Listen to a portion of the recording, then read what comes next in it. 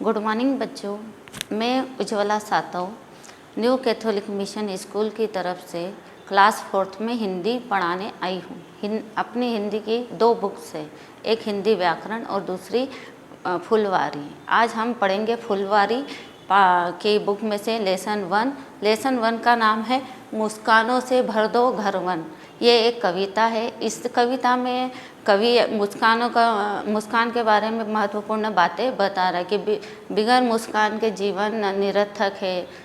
अब हम पढ़ेंगे और मैं इसका अनुवाद बताने जा रही हूँ। इस कविता का कविता है, घर से निकलो तो मुस्कुराओ, पथ पर फिसलो तो मुस्कुराओ, मुस्कान न छूटे होठों से, गिरकर मुस्कुराओ, उठकर मुस्कुराओ, मुस्कानों से भर दो कण कण, मुस्कानों से भर दो घरवन।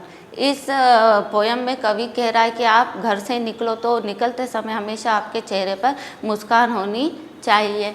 पथ पर फिसलो तो मुस्कुराओ। अगर आप किसी कार्य से जा रहे हो, पथ पे गिर भी गए हो या कार्य में असफल भी हो गए हो तो हमेशा आप मुस्कुराते रहो।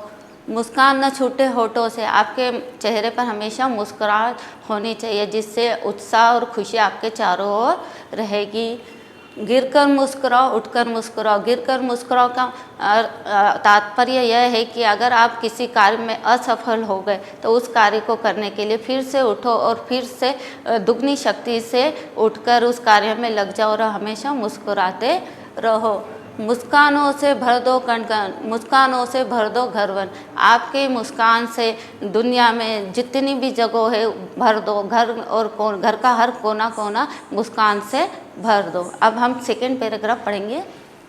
तन में उमंग, मन में उमंग, नस नस में जीवन में उमंग, मुस्कानों की खुशहाली से पुलकित कर दो तुम अंग अंग, जीवन में आए नवजीवन, मुस्कानों से भर दो घरवन।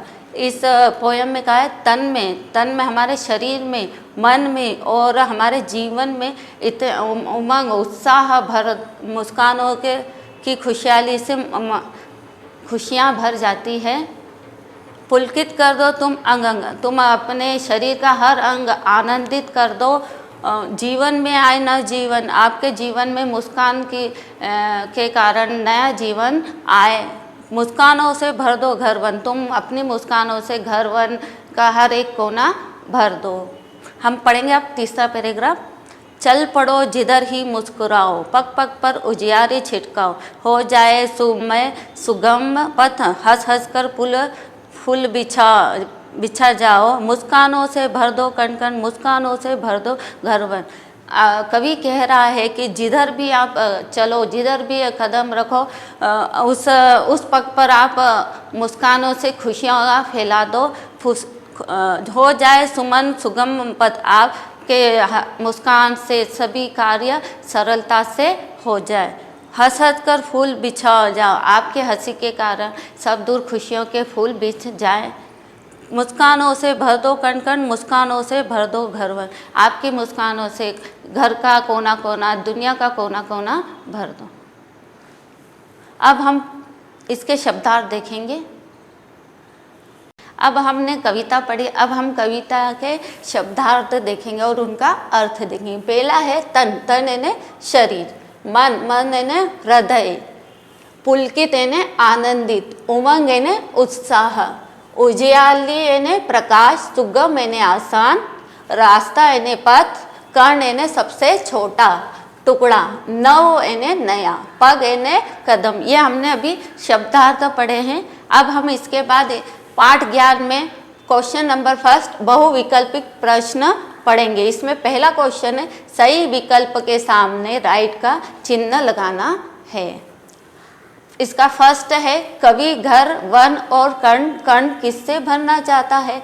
इसमें 4 विकल्प दिए गए हैं, उसमें से एक पर राइट का निशान लगाना है।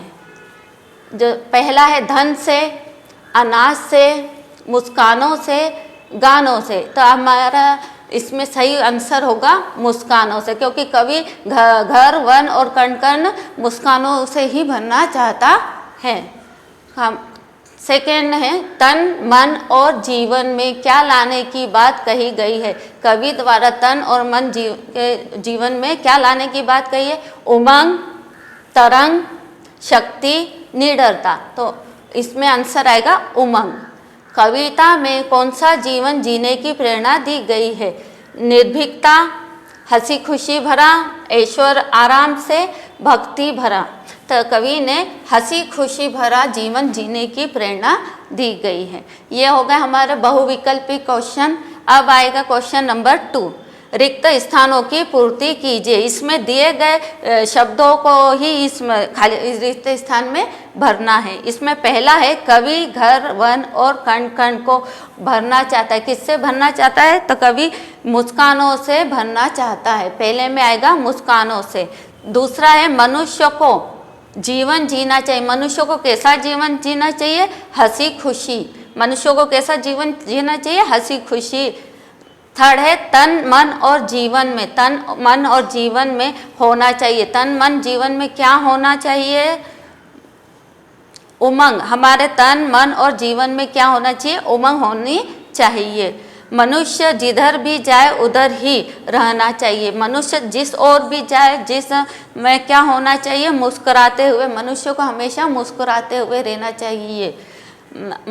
मुस्कानों से जीवन में आता है। मुस्कानों से जीवन में क्या आता है? नवजीवन। मुस्कानों से हमारे जीवन में नवजीवन आता है। अब क्वेश्चन नंबर हम 3 देखेंगे। सही कथन के सामने राइट तथा गलत कथन के सामने क्रॉस का चिन्ह लगाना है। इसमें पहला है कवि मनुष्य को हर समय रोने के लिए कह रहा है। राइट या रॉन्ग? रॉन्ग, क्योंकि वो तो हंसी खुशी का लिए कह रहा है। दूसरा, खुश रहने से व्यक्ति को कठिन कार्य भी सरल हो जाता है। राइट या रॉन्ग? राइट है ना। मुस्कानों से घर में कलेश होता है क्या? गलत, तो वहाँ रॉन्ग आ जाएगा। खुशी हमें जीवन जीने की प्रेरणा देती है, तो यहाँ राइट आ जाएगा। कवि मुस्कुराहट से खुशहाल जीवन बनाना चाहता है, यहाँ पे राइट आ जाएगा। अब हम क्वेश्चन नंबर 4 करेंगे। इसमें है निम्नलिखित प्रश्नों के उत्तर दीजिए। इसमें क्वेश्चन है फर्स्ट, कवि सदैव क्या करने के लिए प्रेरित कर रहा है? तो इसका आंसर है कवि सदैव मुस्कुराने के लिए प्रेरित कर रहा है। क्वेश्चन नंबर 2, कवि मुस्कुराहट से जीवन कैसा बनाना चाहता है? कवि मुस्कुराहट से जीवन कैसा बनाना चाहता है? कवि मुस्कुराहट से नवजीवन बनाना चाहता है। क्वेश्चन नंबर 3, कवि किस प्रकार से फूल बिछाने की बात कर रहा है? इसका आंसर है कवि हंस हंस कर फूल बिछाने की बात कर रहा है। अब क्वेश्चन नंबर 4, मुस्कानों से क्या क्या भरने को कह रहा है? तो कवि मुस्कानों से जीवन, वन और घर भरने को कह रहा है। कवि रास्ते को किस प्रकार सुगम बनाना चाहता है? कवि रास्ते को आसान बनाना चाहता है। बच्चों, जितना भी मैंने आज पढ़ाया क्वेश्चन आंसर, शब्दार्थ, ये आप अपनी कॉपी में लिख लीजिएगा और पोयम की, कविता की 8 लाइन या कॉपी में नोट डाउन कर लेना। Thank you.